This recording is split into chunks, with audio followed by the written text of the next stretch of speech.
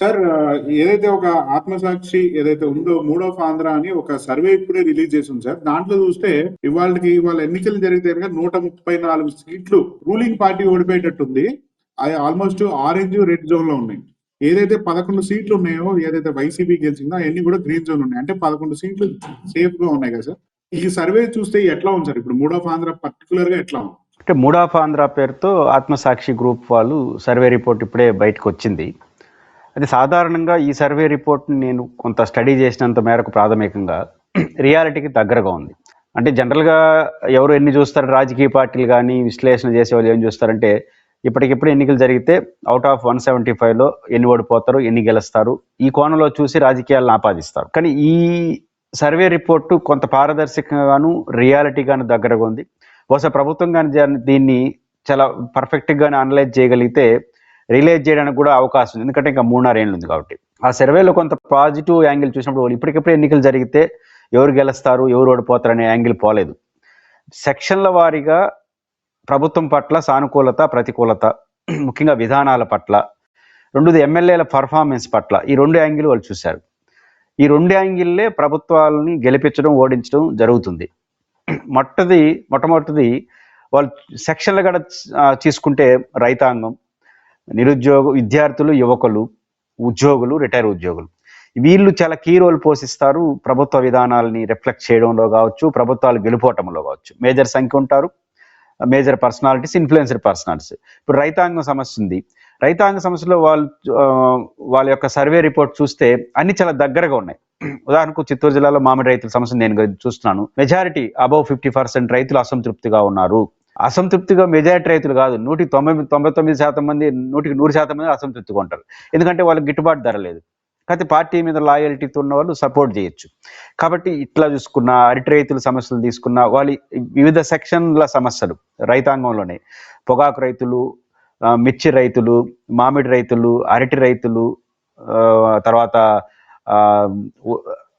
ఎర్రగడ్డలు అంటారు మా ఏరియాలో, ఉల్లిపాయ రైతులు, ఇట్లాంటి ఉల్లి రైతులు, ఇవన్నీ చూసినప్పుడు చాలా ప్రాథమికంగా ప్రజల్లో ఆ రైతుల్లో ఉన్నటువంటి యొక్క బాధనే ఆ సర్వే రిపోర్ట్ వ్యక్తం చేస్తూ ఉంది. కాబట్టి రైతాంగం ఎట్లాంటి మూడ్తో ఉన్నారు ఈరోజు ఆంధ్రప్రదేశ్ ప్రభుత్వం మీద అనేది ఈ సర్వే రిపోర్టు ఆప్టుగా ఉందనేది నేను ఫీల్ అవుతున్నాను. 2, నిరుద్యోగులు, విద్యార్థులు, వాటి కూడా ఏకపక్షంగా ఏం లేదు ఆ రిపోర్ట్లో. అటు ఇటుగానే బాగానే బ్యాలెన్స్గా చేసుకొచ్చారు, బాగానే ఉన్నట్టుంది. అది కూడా ప్రభుత్వం ఆలోచించకపోతే ఆ సెక్షన్ కూడా దూరం అయ్యే అవకాశం ఉంది. ప్రాథమికమైంది ఉద్యోగుల సమస్య. ఉద్యోగులు సమస్య కూడా ఇప్పుడు డిఏలు సంతృప్తిగా ఉన్నారా? ఎవరు సంతృప్తిగా ఉంటారు? 5 డిఏలు వేసిన ఒకే డిఏ ఇస్తే సంతృప్తిగా ఎట్టు ఉంటారు? ఐఆర్ఈ ఇస్తానని చెప్పిన ఐఆర్ జగన్మోహన్ రెడ్డి 2019లో గెలిచిన వెంటనే 27% ఐఆర్ ఇచ్చినాడు. మనం ఐఆర్ ఈకపోగా ఉన్న పిఆర్సీ కమిటీ రద్దు చేసి కొత్త పిఆర్సీ కమిటీ వేయలేదు. సిపిఎస్ ఉద్యోగుల సమస్యలో జగన్మోహన్ రెడ్డి గారు ఓల్డ్ పెన్షన్ స్కీమ్ తీసుకొస్తానన్నాడు, కానీ ఆచరణలో కనీసం జీపీఎస్ అన్న దాన్ని చేయలేకపోయింది చెప్పాడు. మనం జీపీఎస్ తెస్తామా, పాతది పెడతామా, కొత్తది పెడతామా, ఏమి చెప్పుకోవడం 2.5 ఏళ్ళు ఆలోచన కూడా చెప్పట్లేదు. సహజంగా ఉద్యోగుల్లో ఆ వ్యతిరేకత ఉంటుంది. చరిత్రలో ఎప్పుడు లేనట్టుగా డిఏ యొక్క రిటర్న్స్ని రిటైర్ అయిన తర్వాత ఇస్తామని ఫస్ట్ జీవో ఇచ్చారు, ఎప్పుడు జరగలేదు అట్లా. ఇట్లాంటి కాబట్టి సహజంగా వాళ్ళు ఆగ్రహంగా ఉంటారు కదా. ఇట్లా చూసుకున్నప్పుడు సెక్షన్ల వారీగా ఆగ్రహంతో ఉన్నారని కనపడతా ఉంది.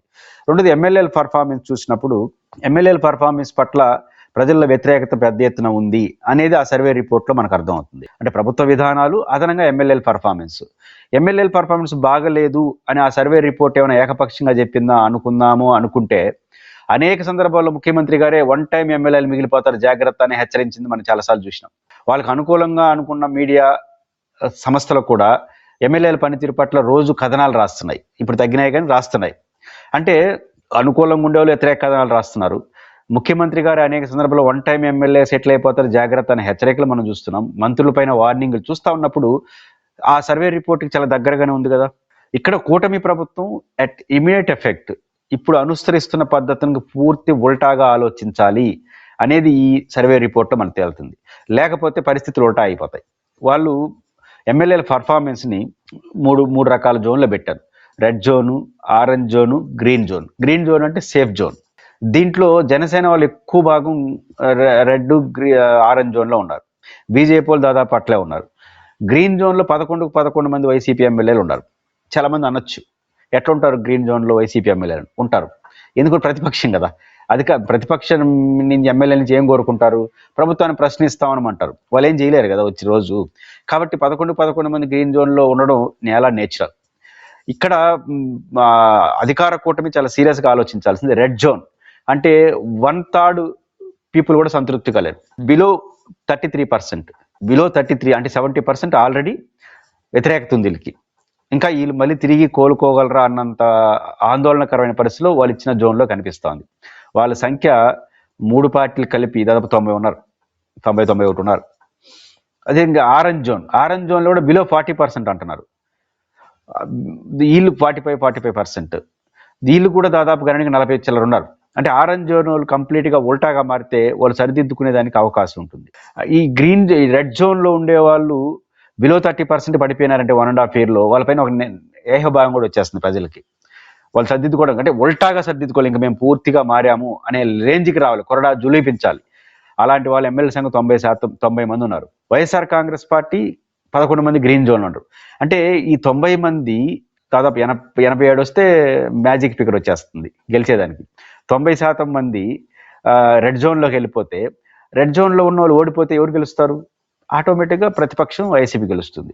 వాళ్ళకు అంటే 100 సీట్ల ఇప్పుడే తేలిపోతా ఉంది అన్నట్టుంది ఆ జోన్, ఆ యొక్క సర్వే రిపోర్టు. ఏదైనప్పటికీ ఈ సర్వే రిపోర్టు కూటమి ప్రభుత్వానికి ఆత్మపరిశీలన చేసుకుంటే, ఎందుకంటే 3.5 సంవత్సరం ఉంది కాబట్టి సీరియస్గా ఆత్మపరిశీలన తీసుకొని కొంతమంది ఎమ్మెల్యేల పట్ల కొరడా జులిపించాలి, కొంతమంది ఎమ్మెల్యేల పట్ల హెచ్చరికలు చేయాలి. ఇలా చేయగలిగితే కొంత మార్చుకోవడానికి తిరిగి సస్టైన్గా ఉపయోగపడుతుంది. ఇట్లాంటి రెడ్ జోన్లో ఉండే రెడ్ జోన్లో కొనసాగి ఆరెంజ్ జోన్ల గురించి కేవలం మేము ఎమ్మెల్యేలను వచ్చి హెచ్చరిస్తూ ఉంటాము, రేపు అవసరమైతే రెడ్ జోన్ అంతా మార్చేసి కొత్త వాళ్ళకి ఇస్తాము అంటే అది కుదరదు. ఆ పని జగన్ గారు కూడా 67 మంది అటు ఇటు మార్చి ఏమైందో మనం చూసాం. కాబట్టి ఖచ్చితంగా కూటమి ప్రభుత్వం ఈ సర్వే రిపోర్ట్ని సానుకూలంగా తీసుకొని సెక్షన్ల వారీగా ఎందుకు వ్యతిరేకంగా ఉన్నారు, ఈ సంఖ్యను వ్యతిరేకంగా తగ్గించుకోవాలంటే ఏం చేయాలనే ఒక కన్స్ట్రక్టివ్ యాక్టివిటీ ప్రభుత్వం చేయాలి ఫస్ట్ పాయింట్. రెండో పాయింట్ ఎమ్మెల్యేల పట్ల కఠినంగా వ్యవహరించాలి. ఈ రెండు చేయగలిగితే కూటమి ప్రభుత్వానికి మంచిది. ఈ సర్వే రిపోర్టు ఒక రకమైన హెచ్చరిక. చేసుకోకపోతే మాత్రం అదేదో ప్రతిపక్షాలు అనేసి వదిలేస్తే మాత్రం రేపు ఖచ్చితంగా ఈరోజు సర్వే రిపోర్ట్ ఆత్మసాక్షి సర్వే రిపోర్ట్ రేపు 29 ఎన్నికల్లో ఒరిజినల్ రిపోర్టుగా మారుతుంది.